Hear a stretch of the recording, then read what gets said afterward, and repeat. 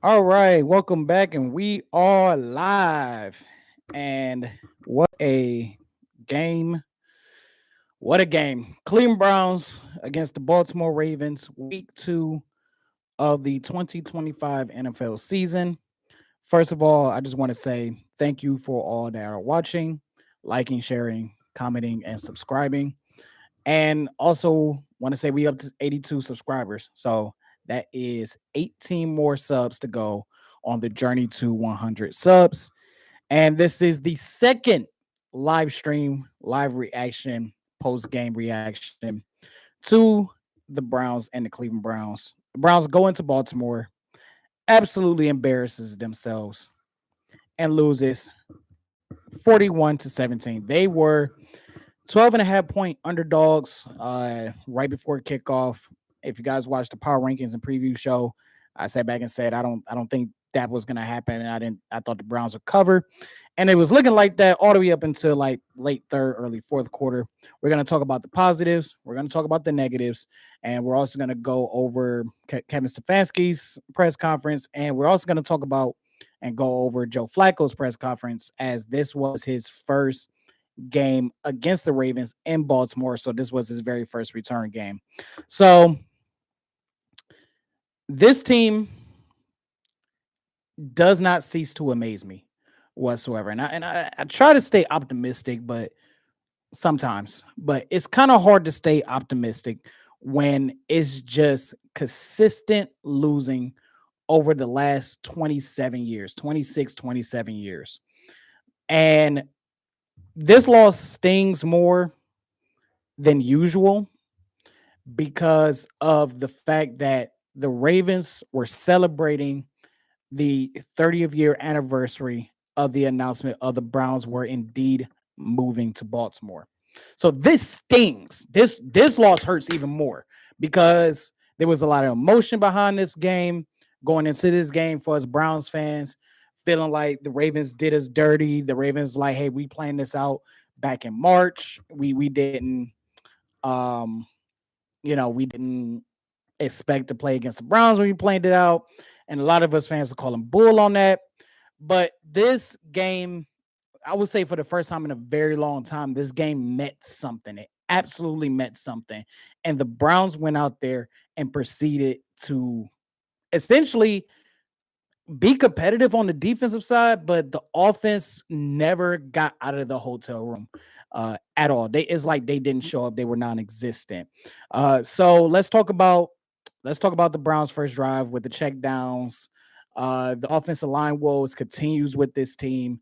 They This offensive line is not good at pass protecting a lot of times.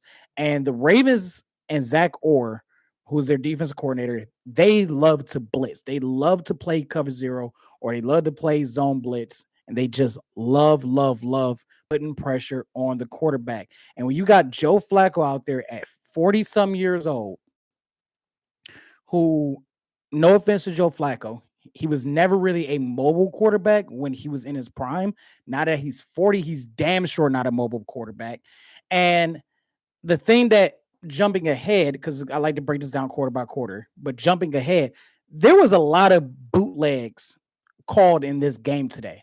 Like, you have a quarterback who's 40 years old, who's 40, running bootlegs on a consistent basis. I'm like, what is this play calling? Why do we like is it was Stefanski's creative way on shifting the offensive line and getting Flacco out of the pocket, but or whatever it may be.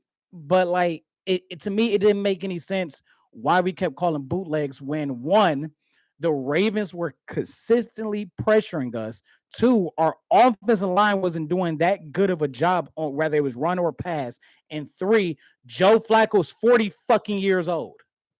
Makes no sense whatsoever. I thought Mason Graham played better this game as well. He got in there, got a few tackles. He also plugged up some running lanes against the Baltimore Ravens, against Hill, against Henry. And I will say this. The Browns were right about one out of two things with the trash talking that they had. They said it was easy to tackle Derrick Henry and contain Derrick Henry. They only had Derrick Henry rush for 24 yards. So Derrick Henry fantasy owners, sorry for your luck. However, when Jerry Judy said the Ravens secondary isn't all that special, you might want to shut your mouth because Jerry McDrops had 2 drops. Cedric Tillman had a drop. Drops is killing this team. Special teams is killing this team. The block punts, letting good punt returns go go for 10, 15 yards when the Ravens had a chance to return it. We have bigger problems here. There's some positives with this team. There's a whole lot more negatives with this team. And to me, it starts with the head coach, right? I don't know what culture he's building here in Cleveland. I don't know what his play calling was. What was his goal for this game? But it's like we came into this game offensively, not even woken up out of the hotel bed. The defense showed up. And yes, 41 points is a lot. It is a lot. One was returned back for a scoop and score. Twice the Ravens started within the 30-yard line on the Browns 30-yard line, whether it was a block punt or interception, right? 3 and outs by the Browns offense. What is the Browns defense supposed to do when the Ravens are controlling the the field? They're controlling the field. They didn't need to control time of possession in this game today. They didn't need to worry about that because they had opportunities on whether it was defense or special teams to make sure the offense was easily ran. Prior to the fourth quarter, the Ravens did not score when they started well past well in their territory, right? And I just kept looking at this game, and it's like, when is our offense going to produce? We were only down by 7 points going into halftime. When was the offense going to produce? If the offense would have produced something, there was a chance to win this game. This would have been a completely different game, but the offense could not produce. To the point where at halftime, they had 8 plays, only 8 plays in Ravens territory for 7 yards. You're not going to win a lot of football games like that. And the fact that the defense only held them to 10 points in that first half should tell you everything that what this defense is when it's healthy, when it's motivated, and has the opportunity to do what it's supposed to do. This defense is something special. This defense, to me, might be even better than the 2023 defense. I like genuinely believe that this defense is better than 2023. They're damn sure not 2024. We saw how that went. But 2023's defense compared to this defense, based off these first 2 games, I think this defense is better. It's just you cannot do a lot. You can't do a lot. Webster would it, I think what that 1 punt return went for 25 yards. Tyler Loop, the Ravens cannot keep getting away with finding franchise kickers. They found one with Loop. 43 yards, 3-0. That drive was 8 plays. They chewed 3 minutes and 35 seconds off the clock. Another 3-and-out drive for the Cleveland Browns. It was to a point where they weren't getting nowhere near the 50-yard line in that first quarter. But Myles Garrett came to play. Isaiah McMillan. McMillan? Or is it McGowan? I'm over 2 for that. Isaiah McGuire. Probably pronounced that wrong. He played well. He created a lot of pressures against Lamar Jackson, created a lot of run-stopping plays against the run for the Ravens. And Jeffrey says, I may be the only one who to say this, but with our 2 first-round picks, we needed to get an offensive lineman and a receiver. That I agree. And my friends will tell you this. I got one watching right now. The number one thing I said I wanted this team to do in the offseason was to retool the offensive line. I didn't think going into this season, that the offensive line needed a complete rebuild, but it was just to plug in some of the areas, especially at the guard positioning with Petonio and Teller getting hurt and getting a blindside tackle and keep Dewan at the right tackle. I felt like it needed to be retooled. My mindset has changed on this offensive line. It's changed on this offensive line. This offensive line needs to be destroyed and rebuilt. Plain and simple. That retooling thing is over. But Tonio's at the end of his contract. He's more than likely going to retire. Taylor's at the end of his contract. Conklin is unavailable. Conklin's unavailable. Cornelius, he's old. Cornelius Lucas, he's on the older side. And he's been a career backup tackle. He has. DeJuan Jones is always hurt and inconsistent. It is time to take this offensive line and blow it up. Blow it up. It doesn't matter if you got Joe Flacco back there. It doesn't matter if you got Gabriel back there. It doesn't matter if you got Shador back there. It don't matter who's running the ball, whether it's Ford, Judkins, or Sampson. It does not matter when you have an offensive line that cannot do its job. Did they get better in the game with the running lanes? Yes. But was it also because the Ravens knew that they had the game won? Yes. Two things are true. Two things are true. Myles Garrett, consistent pressure. Myles Garrett playing Lamar Jackson to a button. Myles Garrett playing the run well. A lot of times, Myles Garrett has a over pursuit issue. And if you guys don't believe me, one, why do you think that Myles Garrett gets one neutral zone infraction per game? I guarantee you, most games you watch, Myles Garrett will get a neutral zone infraction. He's eager to get to the quarterback. And then when they run, he's usually just going for the quarterback. He's not waiting. He's not being patient because he wants those sack numbers.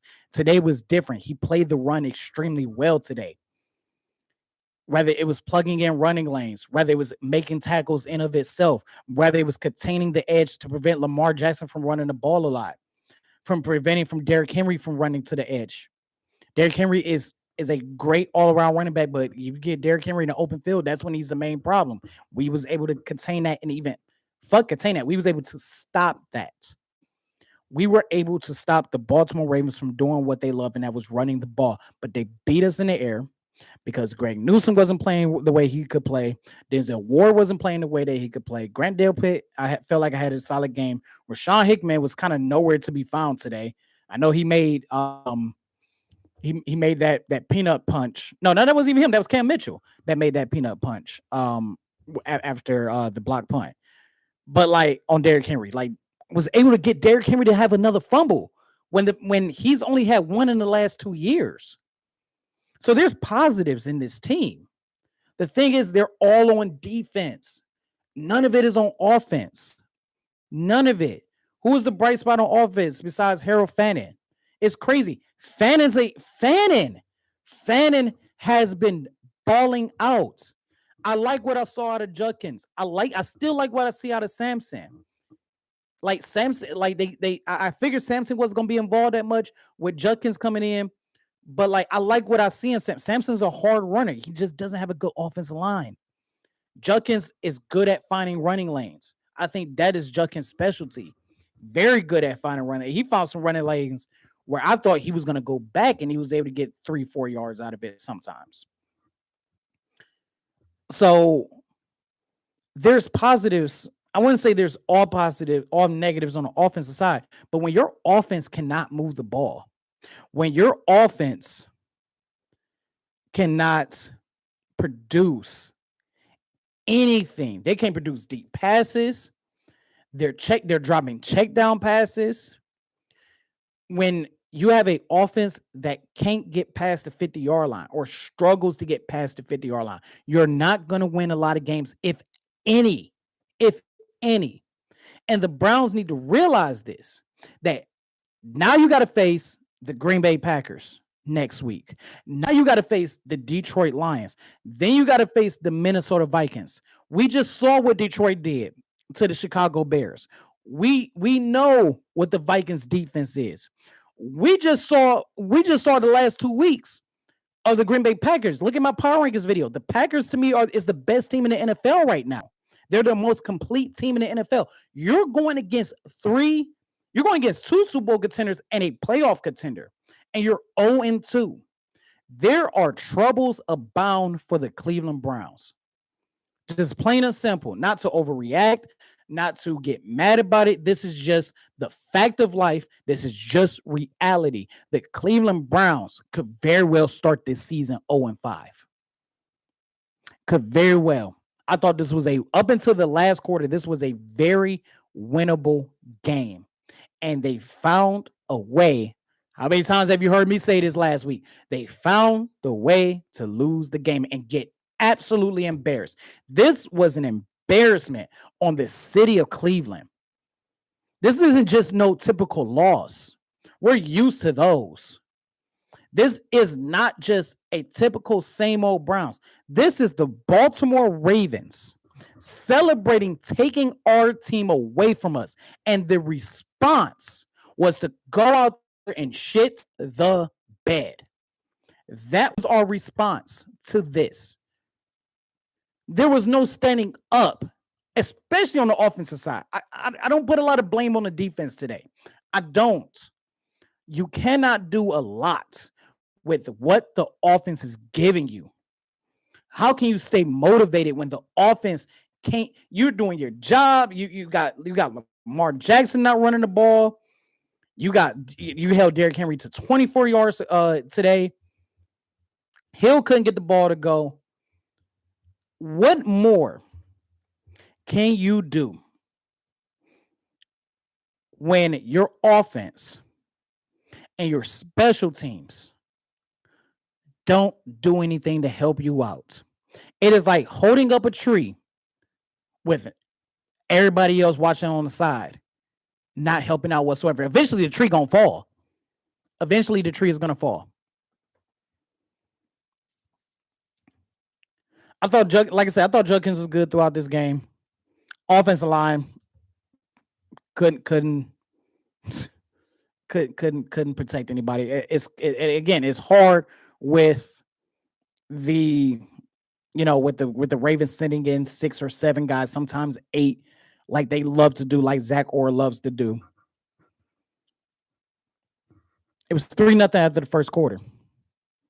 It's 3-0 after the first quarter. Got the block punt happened in the second quarter.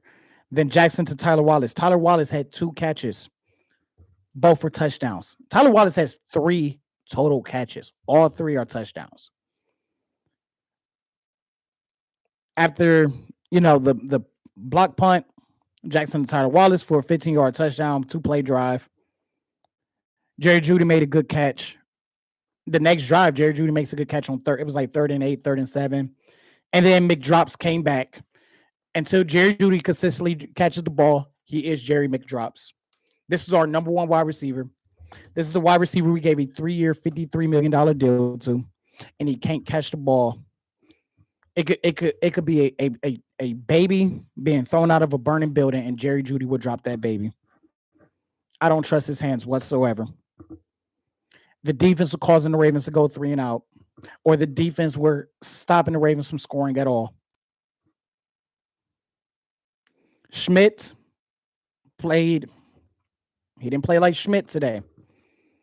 37-yard field goal to end the half. 10-3. 7 plays. Minute 22 off the clock.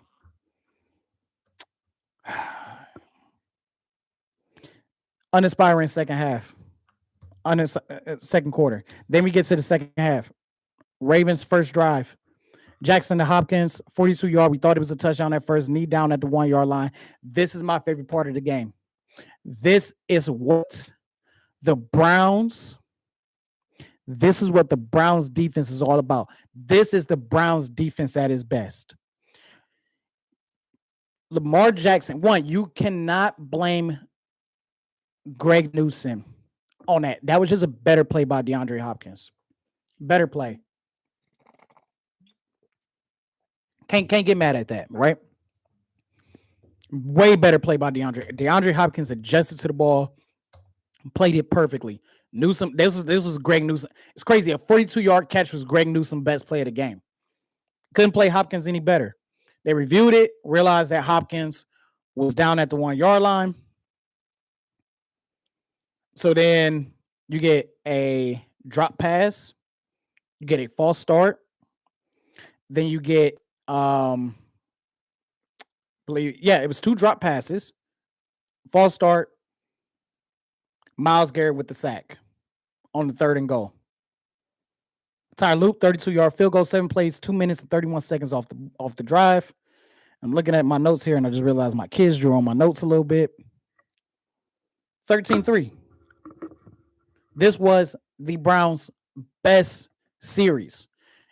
A goal line stand that started off the half-yard line and caught a break with the false start, but was able to get in there and prevent drops and to make things happen. And instead of it being at the time, remember at the time, this was a 10-3 game. This was a still winnable game at this time of this drive. And to hold them to 3 points, I thought that was an amazing job by the Cleveland Browns defense. And it was the Browns defense at its finest. It really was.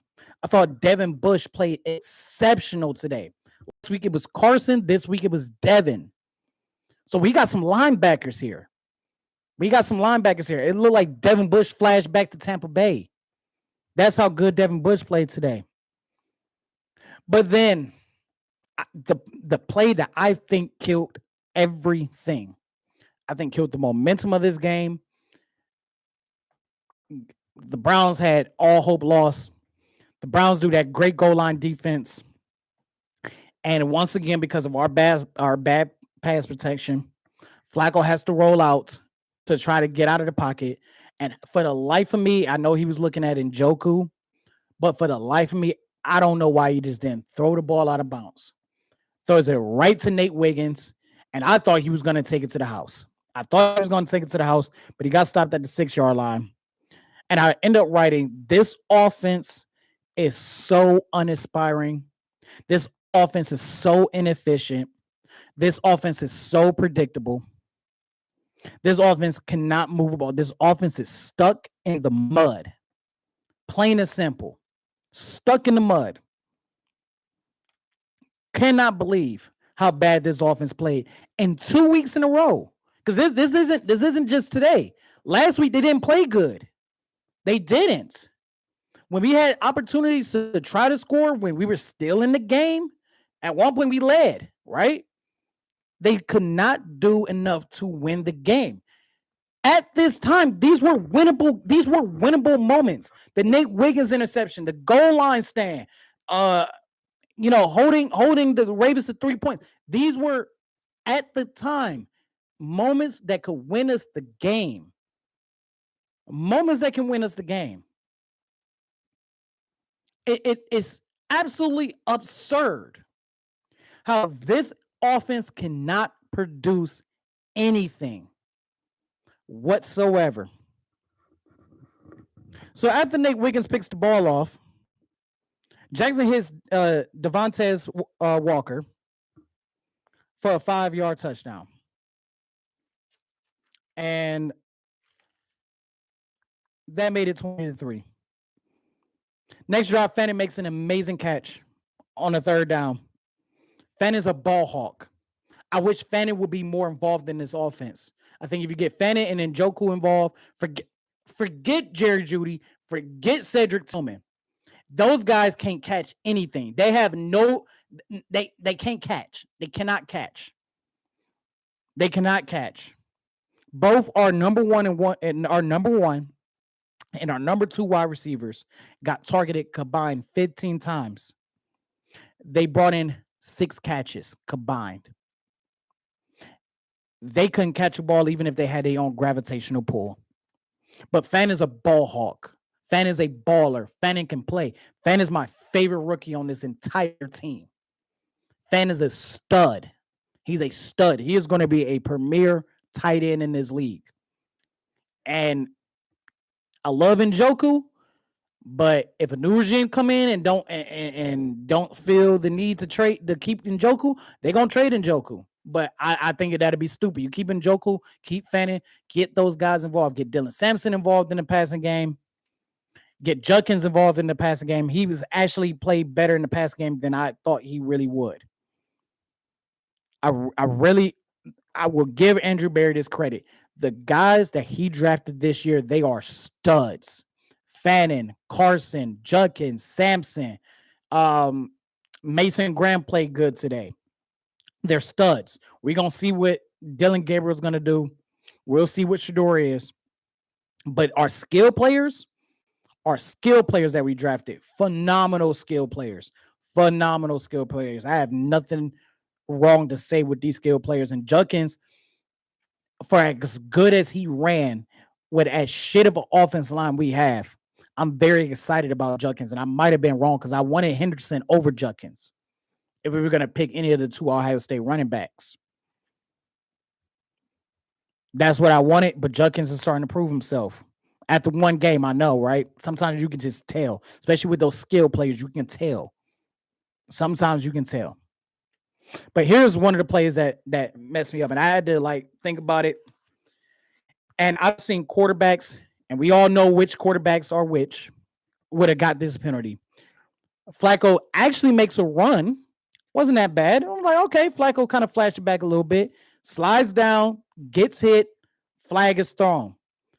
Unnecessary roughness, move it 15 yards, half distance to the goal line, and then replays. How many times the Brown fans known this shit too?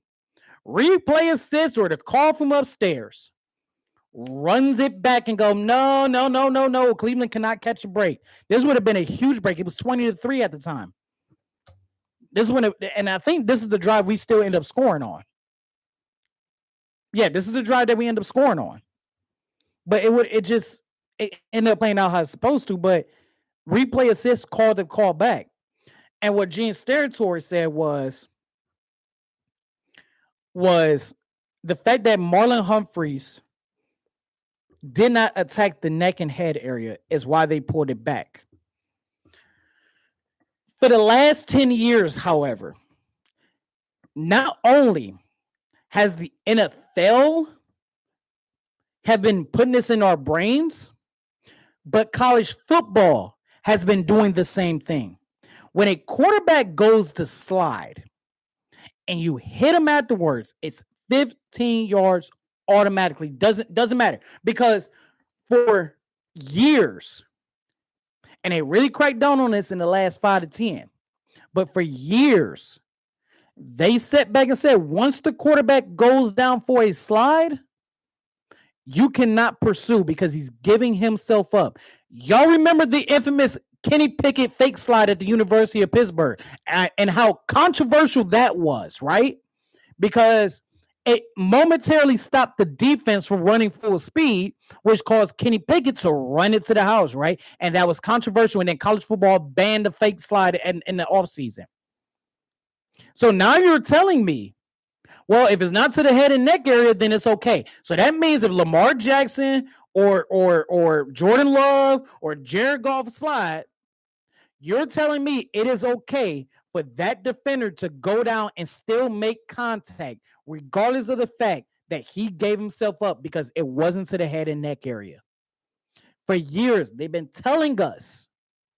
They have been telling us, engraving it into our brains that you cannot hit the quarterback when he slides. When any part of his body touches the ground, it is him giving himself up and the play is dead. So when Marlon Humphreys did that, why was the flag picked up? It shouldn't matter. It shouldn't matter. It shouldn't matter if it's it didn't attack the head and neck area. You have told us that he gave himself up. Play is dead. And if the play is dead, it doesn't matter what area of the body you hit. If you hit that player when the play is dead, especially the quarterbacks, what happens? Flag gets pulled out. Personal foul, unsportsmanlike conduct, 15 yards.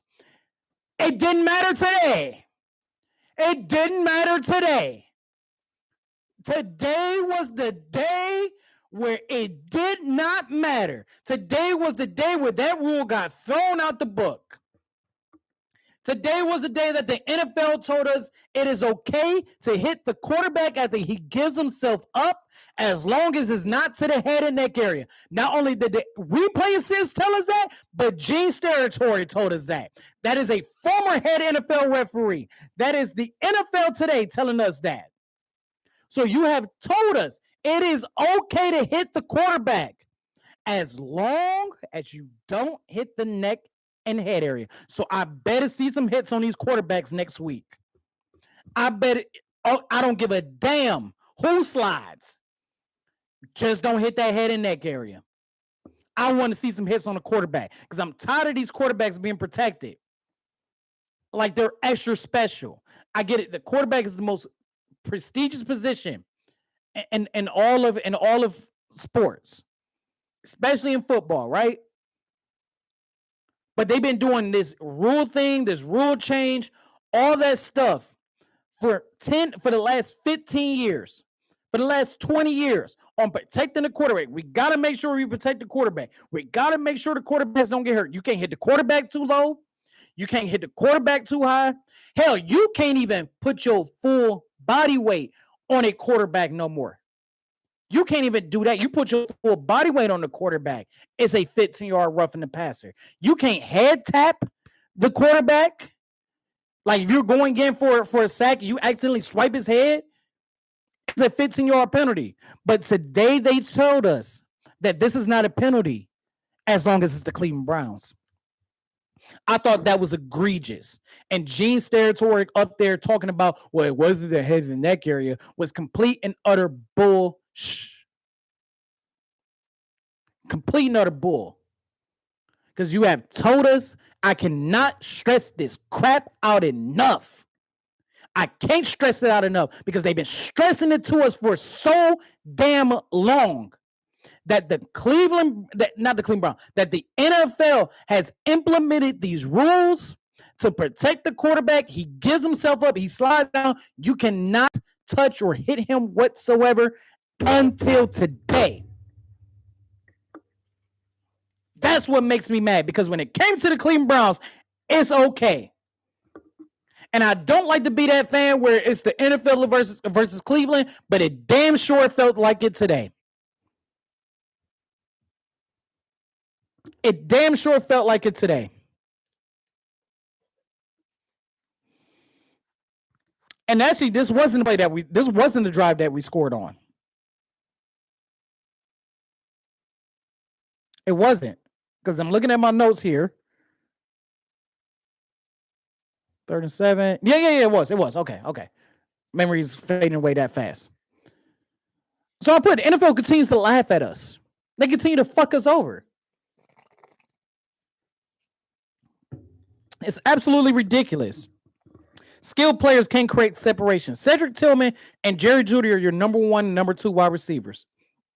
Can't create separation. They couldn't do it against Cincinnati. They can't do it against the Baltimore Ravens. There's no separation created by skilled players outside of Fant and Njoku. We can get our running backs on the swing in the backfield. But if your name is not Fant or Njoku, good luck creating separation against any cornerback in this league.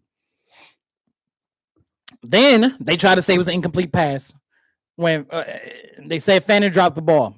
Clear catch. Kevin Stefanski, in hindsight, great challenge. I thought it was a little weird. It would be a 4th and 2, but if, like they say, if you're going to challenge a 3rd and 7 for a 4th and 2, you're going for it. And that ended up being the bobble pass that tipped off from Marlon Humphreys right into Cedric Tillman. So I'm surprised he caught that ball for an 18-yard touchdown. That was an 11-play drive, 5 minutes and 7 seconds. And outside that garbage time touchdown drive, the Browns, every single touchdown drive by the Browns have been double-digit play drives. Jackson had an incredible play on the following drive. Devin Bush had got a sack, and then Lamar, I can't remember who was on him, but Lamar's just so, if your name is not Myles Garrett, he is so difficult to bring down. So difficult to bring down. The Browns did great getting pressure all game long, but the 4th quarter happened. Couldn't contain Zay Flowers in the 4th quarter. Walker got his second touchdown pass, 24-yard touchdown pass. Played 12-play drive. They ate up 6 minutes off the clock. Made it 27-10.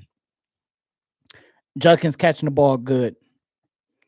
Flacco got sacked on a 4th and 6. This is the second play that pissed me off.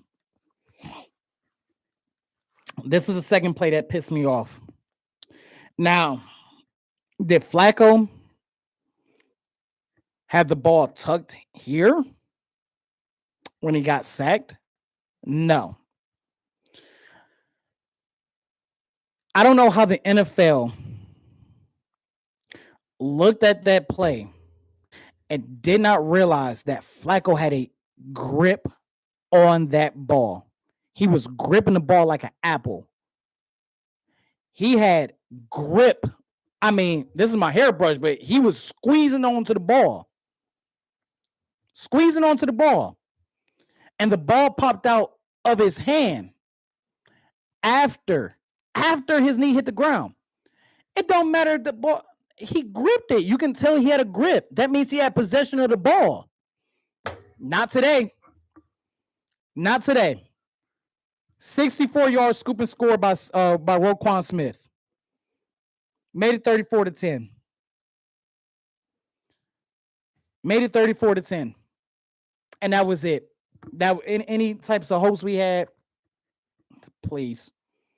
The NFL had to make sure they got one more good laugh at us because that wasn't possession of the ball. It's a possession of the catch, right? Oh, catch the ball right here, or even one hands it, gets 2 feet out in, and then goes out of bounds without tucking into his body. That's a catch. That's possession of the ball. But Flacco having a grip of the ball and the ball pops out after his knee hits the ground after contact, that's not possession of the ball no more. So the NFL had 2 inconsistencies today at the cost of the Cleveland Browns, like we were going to win this game anyway. Jackson makes sure Hopkins got his touchdown. Anyway, 23-yard touchdown, 4-play drive. Defense was tired at this point. Dillon Gabriel comes in. I have no comments on Dillon Gabriel. He made some good passes, but the Ravens, their defense, they already took their foot off the gas pedal. They knew they had the game won. Garbage time touchdown to Dylan Sampson. 7-play drive. Like it mattered. Like it mattered. They was going to let them score. People are going to say, well, he got some real game time action. The game was over. It's 41-10. Under 5 minutes left. The Ravens defense didn't give a crap. You saw what the Ravens did when they got the ball back. They just took 3 knees, and that was it.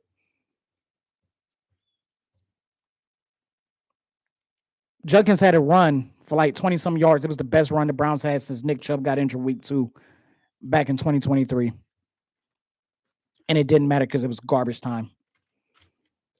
Ravens win 41-17 like it matters. Browns are 0-2. This team could go 0-5. And it's time to start talking about jobs.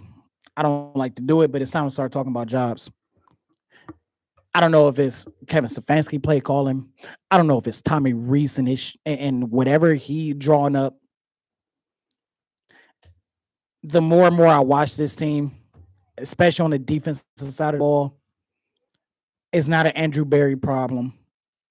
The more I watch this team, I realize, especially with this draft, Berry might have hit outside of the quarterback position, might have hit on every single player.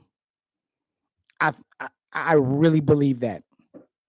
Regardless if they're going to be superstars or quality players, quality starters. I think Andrew Berry had one of his best drafts. I wasn't a fan of it because I'm like, why draft 2 running backs? Why draft 2 quarterbacks? But Dillon and Judkins could be a 1-2 punch for the next 4 years.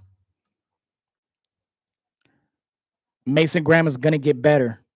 Carson is going to be a stud. Wait until JOK comes back, if he comes back. Fannin is a stud. We're going to have 2 tight ends running this. So I'm very excited about these rookies. I'm very excited about what these rookies can do. Dillon Gabriel, not enough for me to go, yeah, he's the guy. Garbage time touchdown when the Ravens didn't care about the game because they knew they already won. We had to watch Ray Lewis sit there and celebrate. Top 3 performers. Top 3 performers of the game. Myles Garrett, Devin Bush, and Isaiah McGuire. For Lamar Jackson, 19 of 29, 225 yards, 4 touchdowns, got sacked 3 times. Derrick Henry, 11 carries, 24 yards. Longest run was 8 yards. Lamar Jackson, I want y'all to think about this. Lamar Jackson, 2 carries, 13 yards. That was it. You want to talk about how to contain Lamar's legs? Look at this defense. Look at how this defense played Lamar the entire game. Nobody over pursued on Lamar Jackson. Nobody over pursued. They contained or they got pressure. Zay Flowers, 75 yards off of 7 catches. Hopkins, 2 catches, 64 yards, and a touchdown. Devontae Walker, 2 catches, 26 yards, 2 touchdowns. Tylan Wallace, 2 catches, 25 yards, and a touchdown. Tyler Lute went 2 for 2 on field goals today. For the Cleveland Browns, Joe Flacco, 25 for 45, 199, 1 touchdown, 1 interception, got sacked twice. Dylan Gabriel, 3 for 3, 19 and a tutty. Judkins, 10 carries, 61 yards. That was 6.1 yards per game. He only ran it 10 times, though. And like I said, he had that, actually thought it was 23, but it was actually a 31-yard run. Jerome Ford, you might want to trade him if you can trade him. 6 carries, 31. Dylan Sampson, 4 carries, 6 yards. Jerry McDrops, 4 for 51. Cedric Tillman, 2 for 21. Like I said, they had six catches combined for number 1 and number 2, and they got targeted grand total of 15 times. Fannin, 5 catches, 48 yards. Then Njoku, 4 catches, 40 yards. Judkins, 3 catches for 10. Dylan Sampson, 3 for 13 and a tutty. Schmidt, 1 field goal, 37 yards. Our punter got hurt, so we'll see how that's going to be looking. But there you go. Cleveland Browns are 0-2. And do I think this team is good enough to beat the Green Bay Packers? Hell no. Could it happen? Yes. It's the NFL any given Sunday. But will they? Nah.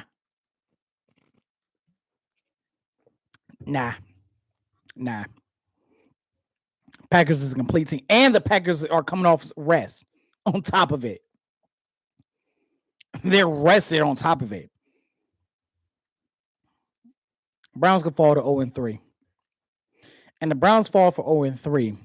How long do you keep Kevin Stefanski? Which means, in my opinion, it means that you got to fire Andrew Berry. To me, they're married. They're literally common law married. They're married. They're married to each other. How long will that analytic fuck Paul DePodesta stay here? I don't like him at all. I just want him gone. He's a major part of the problem here in Cleveland as well. Let's go around and let's talk about the scores around the league for today. We got some games finishing up here. Right now, the Panthers, last time I looked at this, the Panthers were down 27-9. They're only down by 5. It's 27-22. And the Panthers had the ball at Arizona's 41-yard line with about 1:33 to go. Bryce Young just got sacked.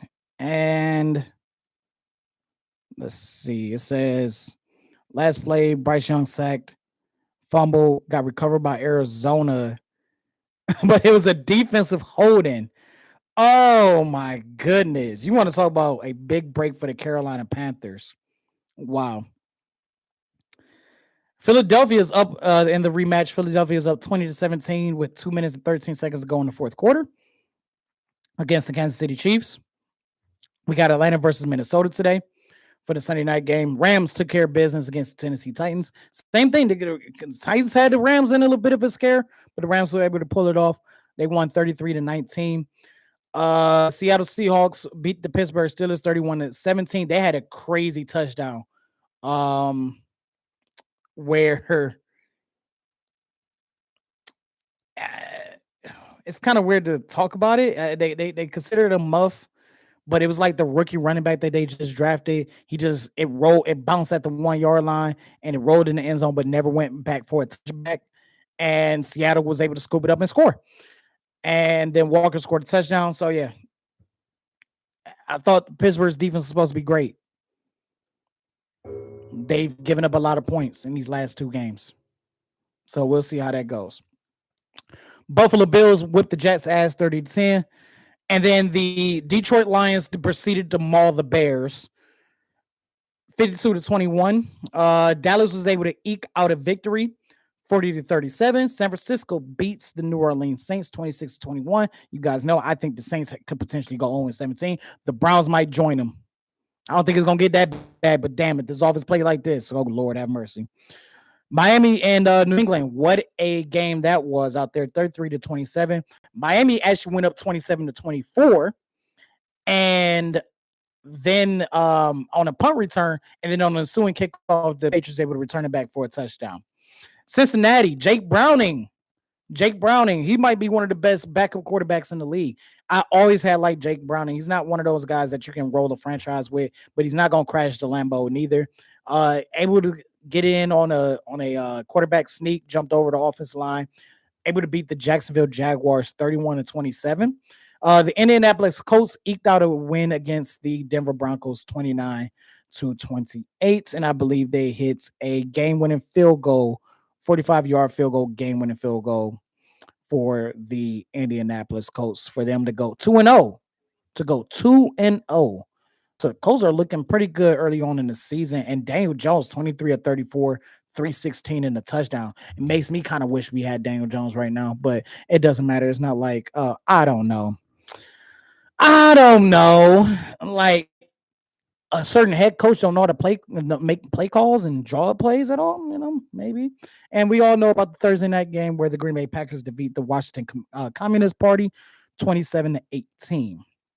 Let's go ahead and read comments. We're gonna keep checking on this game as the Carolina Panthers are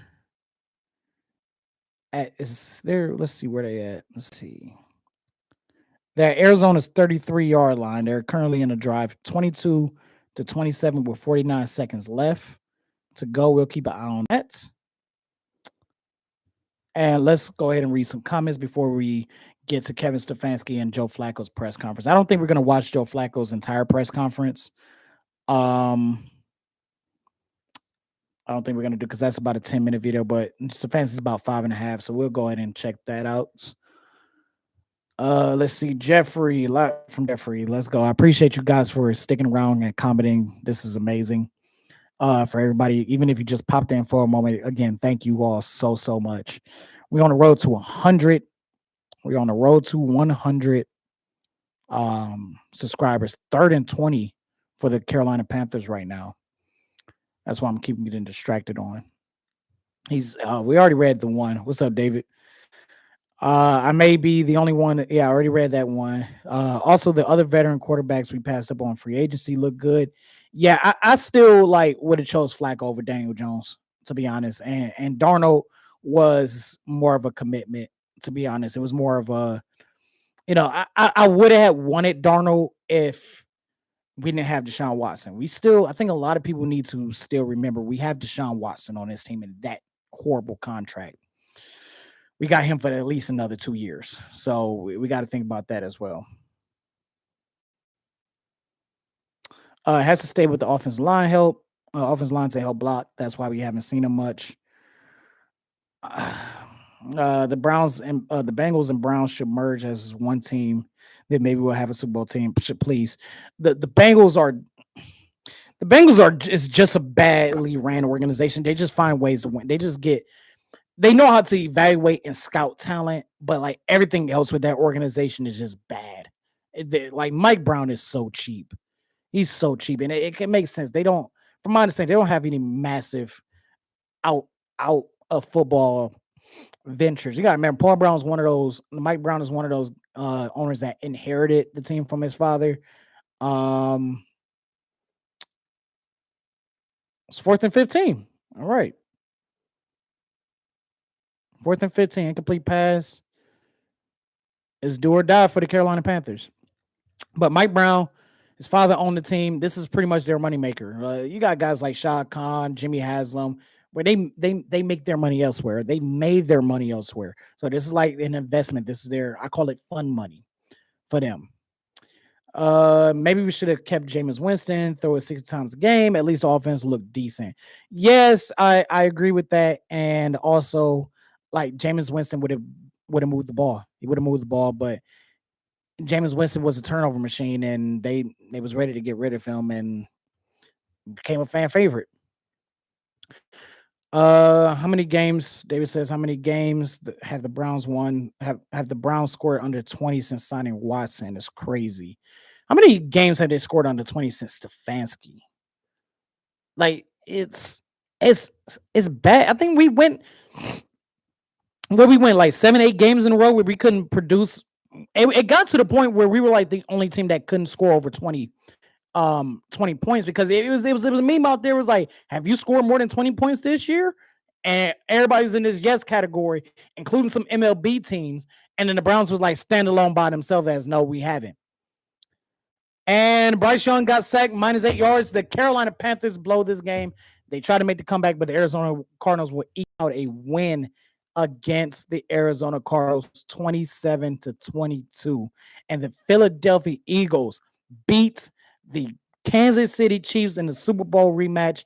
Jalen Hurts 15-22, 101 yards. That didn't look good for my fantasy whatsoever, but he scored a rushing touchdown. Saquon Barkley 22 for 88 yards and a tutty. Patrick Mahomes 16-29, $187, 1 touchdown, 1 interception. So that's the end of that game right there. Let's continue to read some of these comments. After that, Joe Flacco pulled off a stiff arm. Yeah, I do remember that. How about Harold Fanning catch that they try to say wasn't a catch? Yep, and Stefanski, that was a good challenge by Stefanski. You know, let's see. Dylan Gabriel, his touchdown pass was a great pass. It better have been. It better have been. Shoot, I know a middle school quarterback that can make that pass as open as Dylan Sampson was. I figured Joe Flacco would have been more inspired. His family was there playing against his former team. There's nothing you can do when you got receivers that can't create separation. There's not a lot that you can do when your offense line cannot hold the pressure. There's nothing more you can do when your coach keeps calling bootleg passes. There's nothing more you can do with that. I thought he played solid for what he was given. No, we need to keep Jerome Ford. He's actually good today, especially Ford is not the best runner. He's not a good pass protector. Like, if you're gonna keep him, it's special teams. It's him to be a returner. But as far as a guy that can or an emergency running back, but he's not a guy that I trust to be the feature back here or even the number 2. I think that goes Dillon and Judkins. I think Dillon and Judkins your number 1, Dillon your number 2. Keep Ford there as a returner or an emergency running back just in case somebody gets injured, and then you can plug him in there. But he's not a guy that can run the ball very well. He has issue finding running lanes, even when we did have a good offensive line. He has issues running the ball hard. He's not a explosive runner. He's quick and nimble, but he's not explosive. So me personally, I would trade Ford if the price was right. I would keep Kevin personally. No, Kevin's got to go. Kevin's the play caller here. Kevin's got to go. How long do you keep him? Do you keep him throughout the year? We'll see. But if this team goes 0-5, goes 0-6, there's your season right there. Or they go 1-4, there's your season. Let's shoot. Matter of fact, let's go ahead and pull this up. Let me go ahead and load up another. Let's go ahead and pull up the rest of the Cleveland Browns schedule for this year.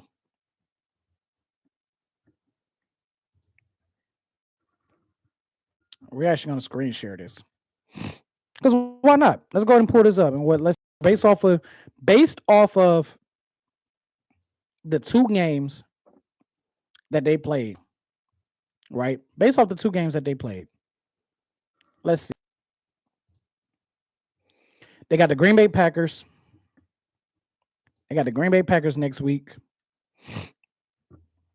I don't think they win this game. The way the Detroit Lions played today, I don't think they win this game. They might have a chance to win this game. Browns in Pittsburgh, they're not winning that game. Outside of the playoff game back in 2020/2021, the Browns haven't won a regular season game in Pittsburgh since like 2003, 2004. All I know is the NFL Network didn't exist. I think we can beat the Dolphins. So let's say the Browns go 1, 2, 3, 4. Let's say the Browns go 0-6. This might be their first win. This might be their second win. And then this might be their third coming off the bye. Or actually, that's not even. Is that coming off the bye? No, that's not coming off the bye. Or is it? Let me look at my calendar here. Yeah, so the Browns might get this win off the bye. Then they got to play the Ravens again in Cleveland. If the defense played against them, we have a chance. If the offense is better, we'll see who's starting at quarterback right here. And then I think we can beat the Raiders. I think we have a chance to beat the Raiders. I don't think we beat San Francisco. I think we beat Tennessee. Despite how bad the Bears play, just based off these first two games, I think the Bears are overall better team. If you think we're beating the Bills, when the Bills are going to be fighting for playoff positioning, yeah, okay, buddy. And then I think we beat Pittsburgh and Cleveland. Pittsburgh has lost 5 out of the last 6 in Cleveland. And then we got the Bengals again. So, yeah, okay. It is depressing.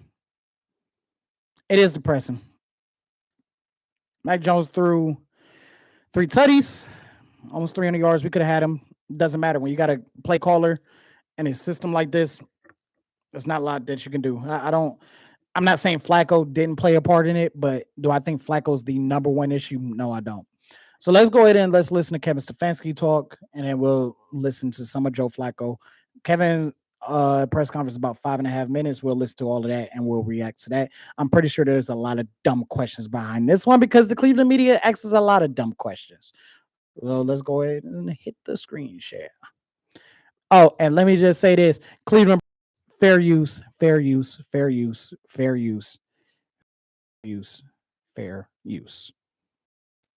As DeAndre Carter is getting evaluated for concussion, Denzel was dealing with cramps.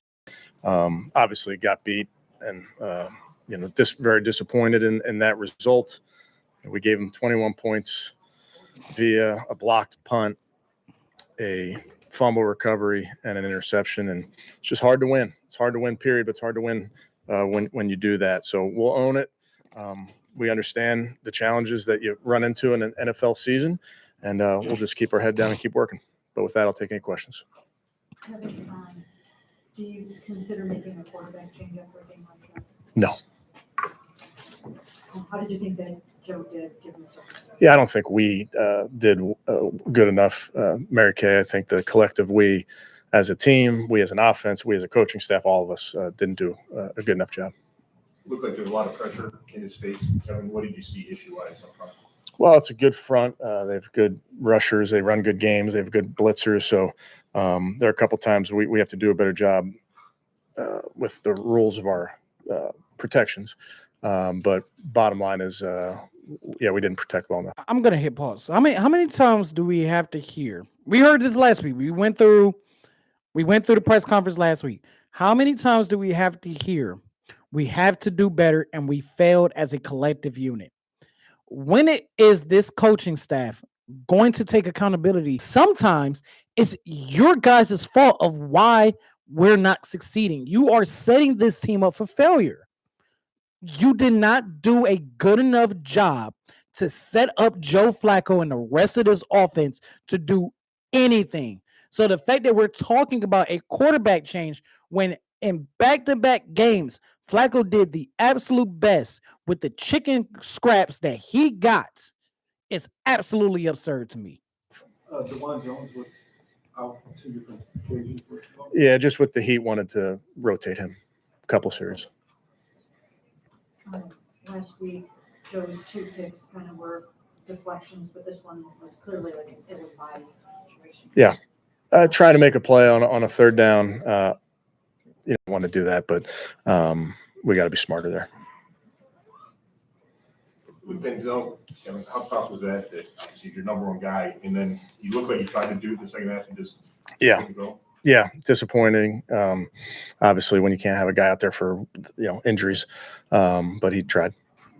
Do you think guys are getting open enough? I'd have to look at it to give you a good answer. I thought a couple times there were opportunities, and we just didn't. But that's our job to get guys open as a coaching staff. How about Seth had a couple of drops and then came back and made that nice touchdown pass. What about his game? Yeah, making plays for us. I thought a couple more opportunities where we have to find a way to connect. But great job on the fourth down. Okay, and that's another thing that I'm having an issue with. Is there nobody in the coaching boxes that is like telling Stefanski, relaying the message to Stefanski that, hey, our receivers are not doing what they're supposed to be doing. They're creating no separation every single time. And I get it. You got a Monday quarterback it, whatever it may be. But every single time that this team does not execute well, whether it's Kevin Stefanski or Hugh Jackson, it's always, we got to go back and look at the tape. So are we not paying attention here? Are we not paying attention here? Are you not paying attention what's going on with your players on the field, on the sideline? No, because you're too busy play calling. Stop play calling and coach the damn team. Quinshon, and is that about how much you expected to play him? It was, with Quinshon, he came in great shape. Wanted to get him out there early, see how he was feeling, monitor him throughout the game, and every time we kind of checked in with him, he was feeling good. Are you guys sort of a younger team to the point where a young team is going to make mistakes, but also you can't afford to make mistakes if you want to? Yeah, come Sunday, Mary Kay, it doesn't matter. I mean, what a 15-year vet, you got to go play, and we know that players are going to make mistakes. Those young guys and old guys are going to make mistakes, but we just got to keep chasing that game where we can do our job, score points, keep them out of the end zone. Cam Mitchell and Miles Harden, no contain. That's probably the most extensive time they've played against Lamar. Yeah. Good lesson for them, I guess. It's a challenge when you're going up against this. We trust our guys to get in there and make plays and give them credit. They did a nice job. How about what can you say about Lamar Jackson's game?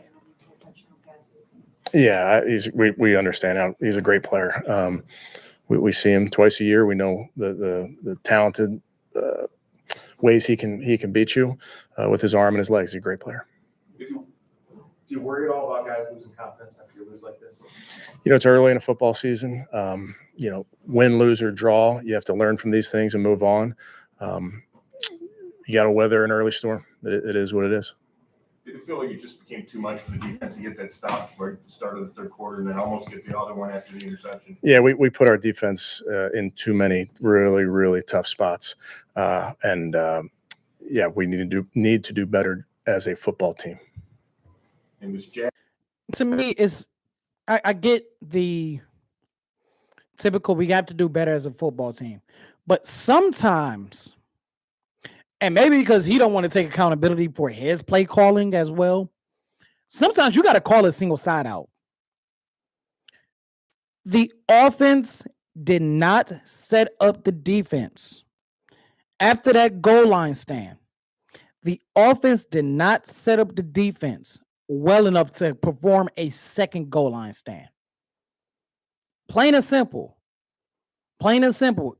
It has nothing to do with the entire team. The offense did not do its job. They didn't do its job last week, and they didn't do his job this week.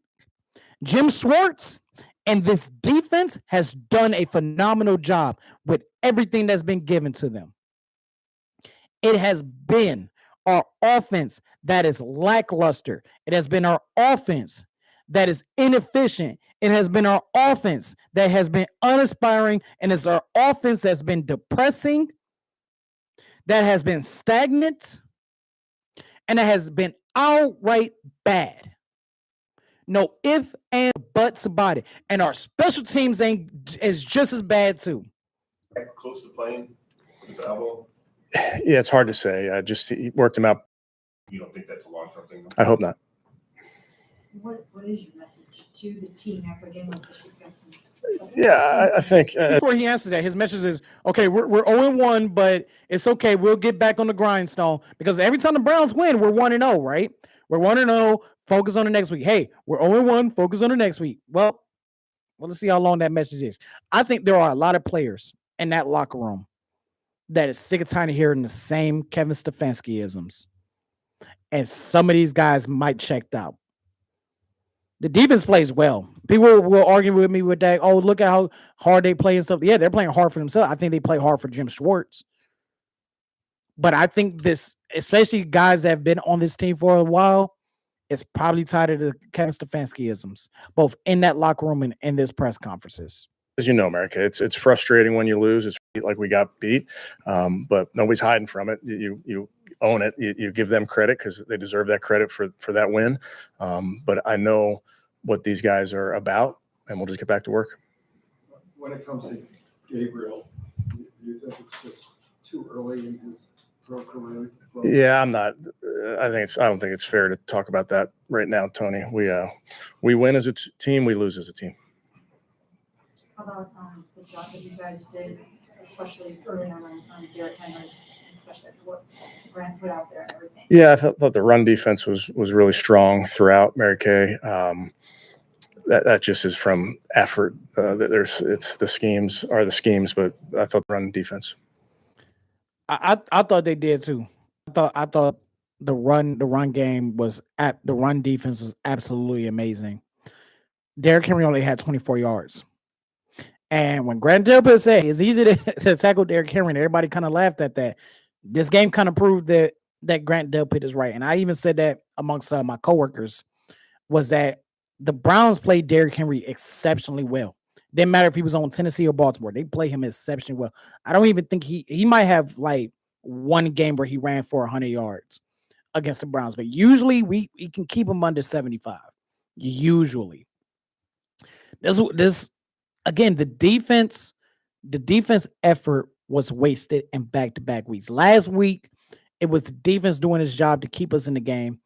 And this week, it was the defense that essentially did the same thing.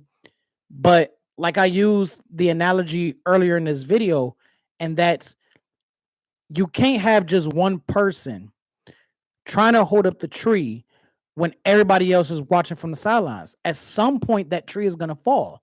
And that's exactly what happened. Let's go over Joe Flacco's comments. Like I said, I don't think we're going to watch all of it. And this is my first time watching it. I know it's about a 10-minute video. I don't think we're going to go through all of it. But I'm pretty sure they're going to ask him about his time in Baltimore and what it felt like being back in that stadium again. Interception is kind of one of those plays that you just throw away. Of course, I feel like I do take some pride in throwing the ball away and just kind of living for the next down. And I didn't do it on that one. I saw kind of Dave turning up and a chance there. I didn't think it would end in a pick. I thought if anything it would be incomplete. But yeah, it's one of those third downs. Listen, you got to play the game. You got to consistently make those right decisions. Even if you feel pressed to make something happen, you can't let that happen. So yeah, definitely want that one back. Kevin said that he's not considering making a change at quarterback. So, how do you feel about knowing that you have another? Yeah, listen, I can't worry about that stuff anyway. It's honestly not on my mind. I got to go out there and just play my game, play the way I know how to, lead this team the best I can. All that other stuff, it's out of my control. It is what it is. I mean, the only thing I can control is how I play and how this team, shows up every day. So, it really isn't in the thought process. So How hard is it? Look like on one pass, you're ready to throw the set and then it's knocked off his feet. You have to take a sack, and there were a couple of plays like that. Did it feel like there wasn't a whole lot of good targets out there? No, I wouldn't say I felt like that. I mean, that's part of it, like when you want to go win games and move the chains and score touchdowns, then you have to play clean football and you have to make all those things work. At the same time, you're not going to play perfect, and those things are going to happen, and you got to overcome them. And I think in some respects, we got to cut down on some of those things, and in other ways, we got to do a better job of overcoming, because we understand that that's a part of the game and a part of what's going to happen every week. Judkins ripped one off after you were removed from the game, but what kind of an impact did he have on running? Yeah, it was good to see him out there. You could tell he's got some juice in his legs, and he's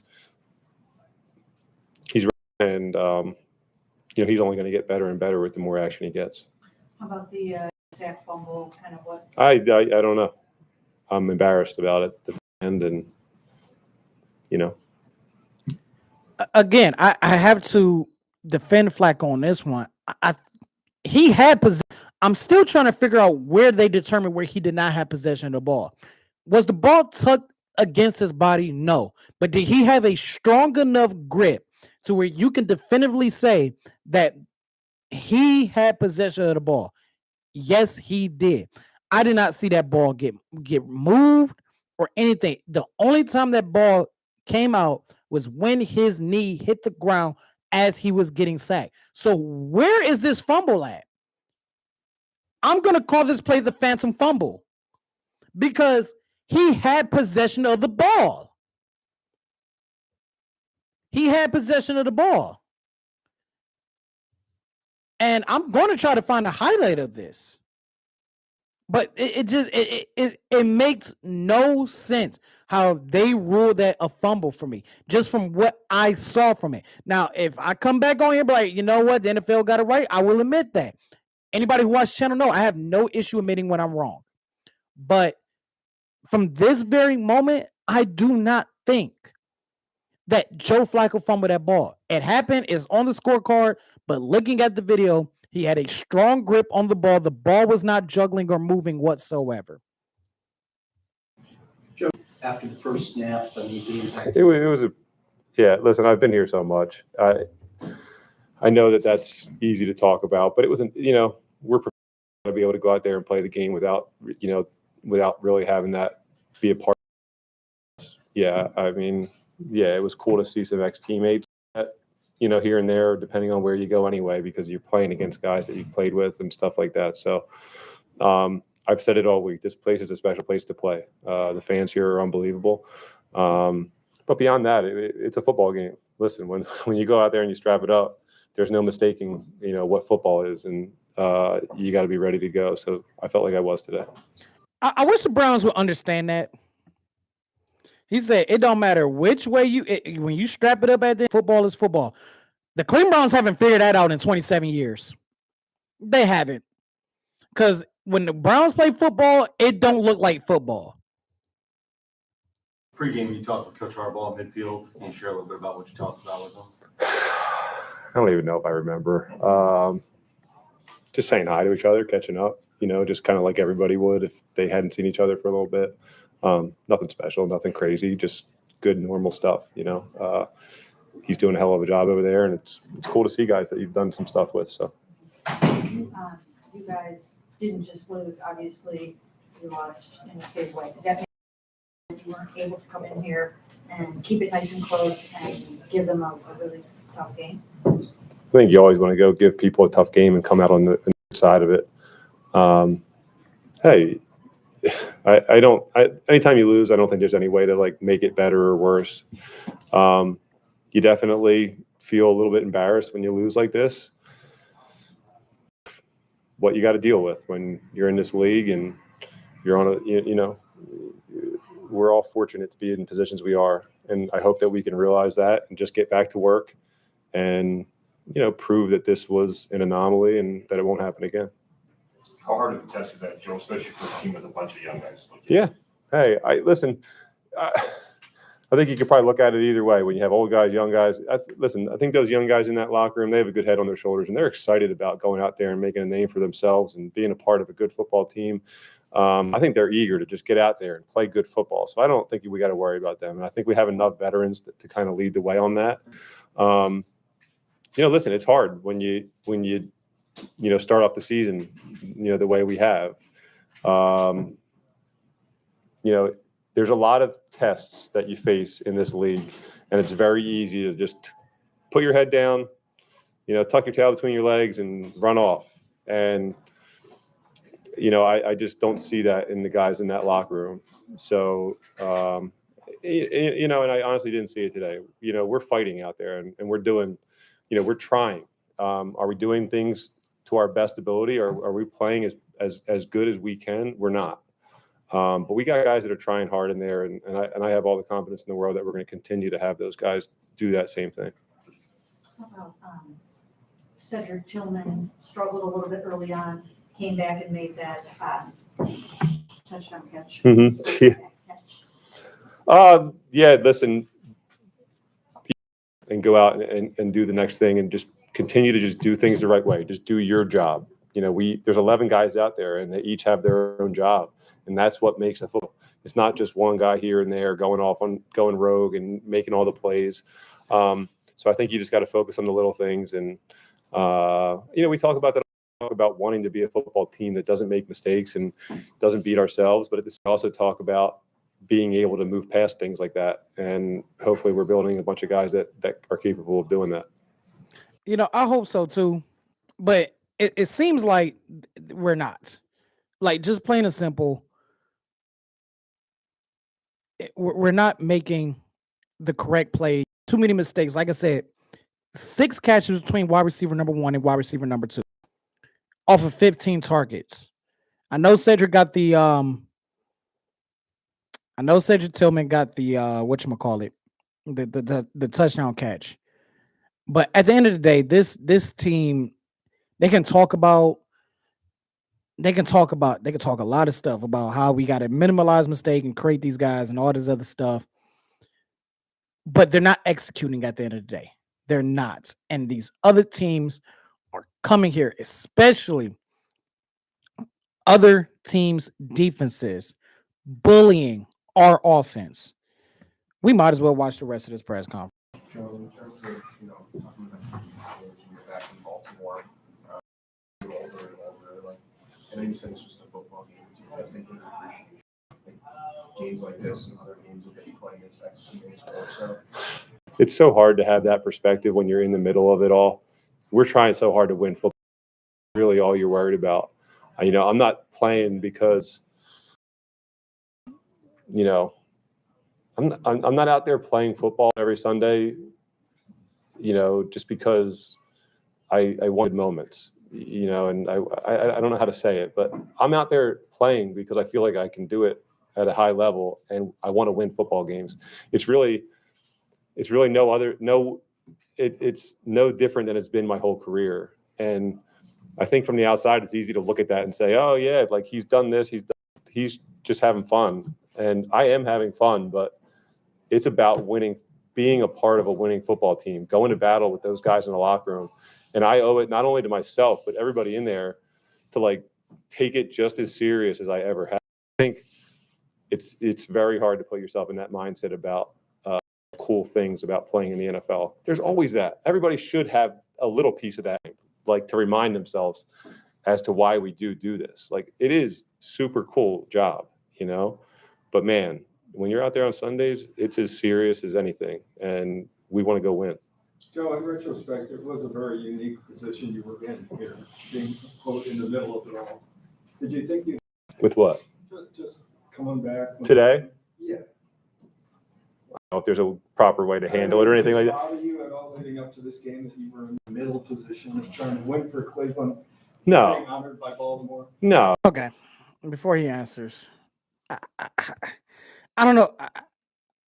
Let me see how he answers this first, because I don't know how to take that question. By the way, fair use. We're using fair use here. Cleveland Browns, NFL, fair use. Reviewing numbers, fair use. No. I'm a part of this locker room right now, and I'm on the team with those guys. And I have relationships with this city, with the guys in that locker room. I'm a Cleveland Brown right now, and I had to be one. And there was no this or that in terms of that, man. I love this locker room. I love the guys in that team. So grateful to be where I am with those guys, and glad with the side that I was on today. Given that you do have I believe that 110% by him. He was eager to come back here. He didn't want to leave here to go to Indianapolis. He wanted to stay here. And I think he genuinely loves being a Cleveland Brown for whatever reason. But I genuinely believe that. And you need somebody like Flacco that represents like the love of this organization and the love of this city, and to stick up for the guys in that locker room. This is a 18-year veteran saying this. Saying, I know what I did in Baltimore. I brought them a championship. I got connections. I got that were over there from the past and present that I played with. The quarterback I'm going against, I played with him. I was in the same quarterback room with him. But I am a Cleveland Brown, and damn it, I love it. And I go to battle for these guys. I love Joe Flacco. Not the best question. It wasn't a typical stupid media question. Very good questions today. Outside that first question by Mary Kay, of course, she was the one that asked this. Well, is it going to be a quarterback competition? Yeah, because Mary Kay, you always want a quarterback competition. I think Mary strives on the Cleveland Browns playing bad because it makes her look so good when she can ask about the quarterback controversies. A young supporting cast around you, is it even more imperative for you individually to play as clean football as possible? Sure. Yeah. I mean, look, our defense is playing really well. You know, early on in my career, we had some really good defenses, and it wasn't like we were like lighting the world on fire on offense, but we were doing good things. We were playing good football. I think, you know, until we make that next step, I think we have the ability to play like that, play good football. We don't have to go score 50 every night, but we can play good football and put up enough points and let those guys on defense go do what they do. So yeah, that's the disappointing part. I think we have the ability to do that right now, and then maybe take the next step, you know, a few games from now. So hopefully we can, hopefully that starts showing up a little bit. I think this defense is phenomenal, and Flacco's right. You got to get guys here that, you know, produce on the offensive side. But I think that the Browns are in a situation where on the offensive side of the ball, good football doesn't exist right now through 2 weeks. And like I said, I don't think it's a Flacco thing per se. I think this is more of we don't have not named or not our tight ends or running backs are fine. I don't think anybody should have an issue with any of the tight ends or the running backs we have. The issue is we don't have receivers that can go out there and create separation and produce. We just don't have them. Whether it's Jerry Jeudy or Cedric Tillman or whoever the third wide receiver is, we don't even have a good slot receiver because we always running these two tight end sets. So I think that's our main issue. I think it's time for the Cleveland Browns. I'm going to take this head off. This is getting out of me. I think the Cleveland Browns, I think it's time for them to make some trades. And I can't remember who I was talking to about this in my personal life. But they were saying like they think the Browns should be a team that sells at the trade deadline. And I know it's 2 weeks, but I think my friend is right about that. I can't remember who I was talking to about it though. The Browns need to sell. And I think it's time for the Browns to realize we messed up with Jerry Jeudy. Cedric Tillman's not going to be the player that we thought he was going to be. He showed flashes with Jameis Winston. But they're not it. They're not it. We messed up. And it's time to load up on draft capital. It's time to trade some of these contracts that are hurting the team so we can get better in the long run. It's kind of crazy that as I say that, the Browns are going into a situation that they were in 10 years ago. We had this conversation amongst Browns fans 10 years ago about selling the team, selling the roster, go through all the bull crap, rebuild, retool, and get ready for the future. and it's 10 years into the future to right now where it is the present. And the Browns, do they look like a 1-15 team? No. They look like a 0-6 team or now 0-17 team? No. But as far as it's time to sell the roster, it's time to blow up the organization in the front office. It's time to rethink everything. This isn't retooling. This isn't adding pieces here and there where the Browns were 3-4 years ago, where we can add pieces and try to bring it together to make a run. This is not this team no more. That is long gone. I think, in my personal opinion, I think it is time to sell this roster. I don't think a lot of people want to hear it, but it might be time to start, sweet baby Jesus, I'm going to say it. It's time to start tanking again. Because this team is not competitive enough. And we don't have the cap space, nor really the draft capital. I know we have Jacksonville's first round pick for next year, but we don't have the draft pick capital or the cap to try to go and fill the voids, to compete with the Kansas Cities, with the Ravens, hell, even the Steelers, for fuck's sakes, the Bengals, when they're clicking on all cylinders. We can't compete with them. And I don't mean regular season competition. I mean playoffs. I'm talking about making play.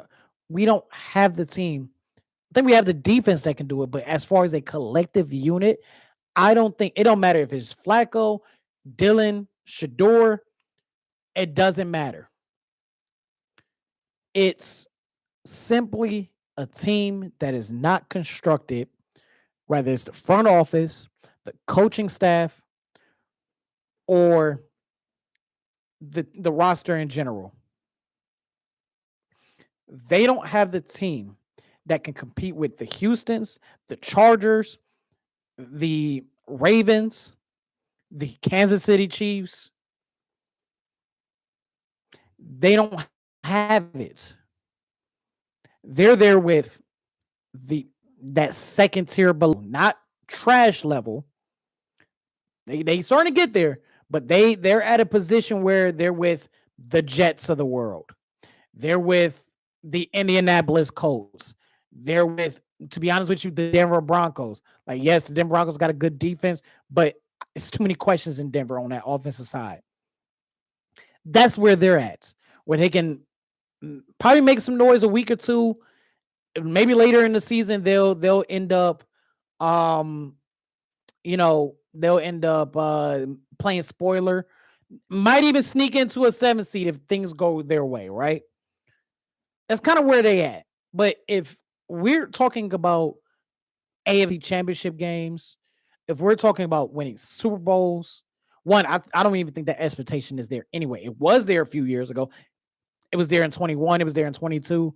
It's not here now. If we're talking about, because the name of the game is to win a freaking Super Bowl. And you got to compete with these guys. They don't have the roster. So are the Cleveland Browns in the same position as they were back in 2015? Yes, they are. And it's funny because in 2015, we won 3 games. We're coming off of a 3-win season. And we're 0-2 right now. So it might be time where Stefanski might need to go. Andrew Berry might need to go. You got to get rid of that asshole Paul DePodesta. He got to go. The chief strategy officer of the Cleveland Browns, he got to go. He's a bigger problem than a lot of people realize that is not named Jimmy Haslam. To be honest with you, I think he got Jimmy Haslam on the strings, if you ask me. Because I don't know how a guy survives 3 head coaches and 3 general managers. They fire everybody. He'll survive 4 head coaches and 4 general managers. And it's like, dude, you're not who's the guy in Philadelphia? Oh my gosh, I can't remember his name. But he has a similar position as DePodesta does with the Philadelphia Eagles. Roseman, Howie Roseman. He's not no Howie Roseman. Not even close. I don't know. I don't know what it is. Maybe it's the analytic. But the Ivy League Browns done it again. I said earlier, this loss hurts worse because it was the anniversary game that they just rubbed in our face. And the display that the Cleveland Browns did, it was an embarrassment to this city. Absolute embarrassment. And it's a damn shame. It's one thing to lose this game. I know they say losing is it is. But just for this 1 week, there's losing this game, and then there's getting embarrassed in this game. And the Browns got embarrassed in this game to the point where the defense couldn't even help us no more. And that's the crazy part. That's the crazy part about this team. And if you guys keep up with college football, it ain't been a good weekend for me whatsoever. Because my Irish, man, Tyler Buckner botching the snap. I mean, it's just, for me personally, it's not a good weekend. I'm an Irish fan. I always choose Notre Dame. Always choose Notre Dame. I'm still rocking with my team. But even my team in college, the one I can kind of lean on to like, all right, I can watch some good football. Even their season's done. So I have, for the Cleveland Browns, I have a 3-win team and maybe a 4-win team. And for the Notre Dame Fighting Irish, I can look forward to the Pop-Tart Bowl. So that's pretty much it. I know the Vikings and the Falcons kick off in about 18 minutes at the time of this recording. Or this live stream, whatever you want to call it. Let's see, Jeffrey said, as long as Jimmy Haslam owns the team, we are going nowhere. Look at the Commanders, got a new owner, got rid of all the old players. They're good. And that part I agree with as well. That part I agree with. I'm tired of personally giving Haslam slack because I used to give him slack because of the fact I'm like, okay, well, he cares, right? Coming off of Randy Lerner, who didn't give a rat's ass about us and was just all about his soccer team over in Europe. And I think they're defunct now. Randy Lerner didn't care about this team, right? I know Al Lerner did, but Al Lerner only had the team for 2.5, 3 years before he passed away. And Randy had to keep the team for 10 years as part of the will. So Randy Lerner didn't care about this team.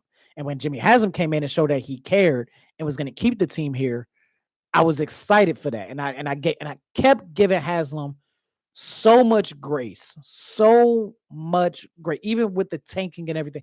Gave Haslam so much grace. I can't give Jimmy Haslam credit no more.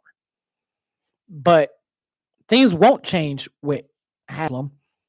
But I cling on to that hope that Fiery Deep Odessa might be the start of something better. It might. It might. You know.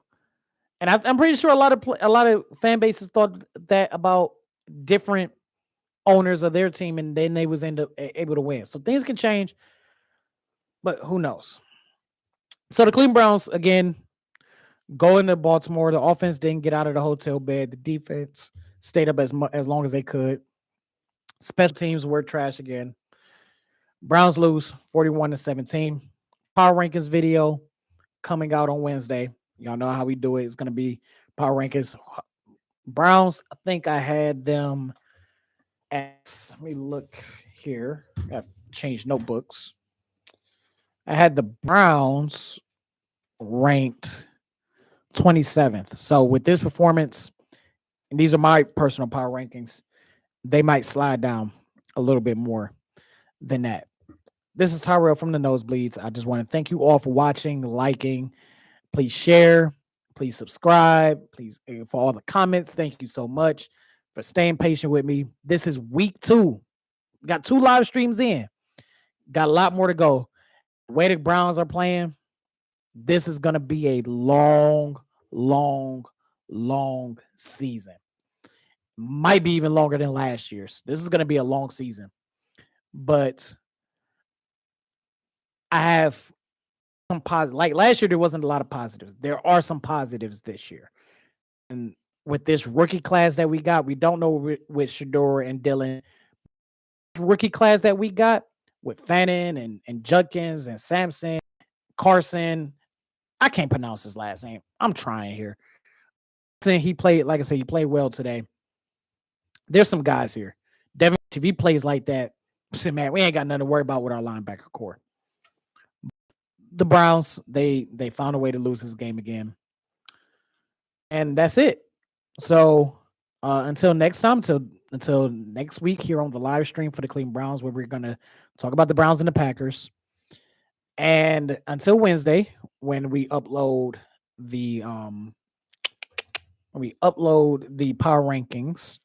Oh, and another thing, I had a busy week this week, so I wasn't able to get a chance to do the criteria for the franchise quarterback series. We're having a franchise quarterback series for all 32 teams, and it is essentially just ranking every single franchise quarterbacks. Criterias to it. There's a certain amount of criterias that must be hit for them to be on the list. Then we rank it. It's going to be fun. It's going to be fun. It's going to be interesting. We're going to start that. I think I said in October. I might push it back, but I definitely do something where it's like happening in the middle of the season and into the off season. I don't want to make it a full off season thing, but we're going to do that. We're going to do that. It end up being that way, the way life works out sometimes. But this is Tyrell from the Nosebleed. Thank you all for watching. Until next time, signing off.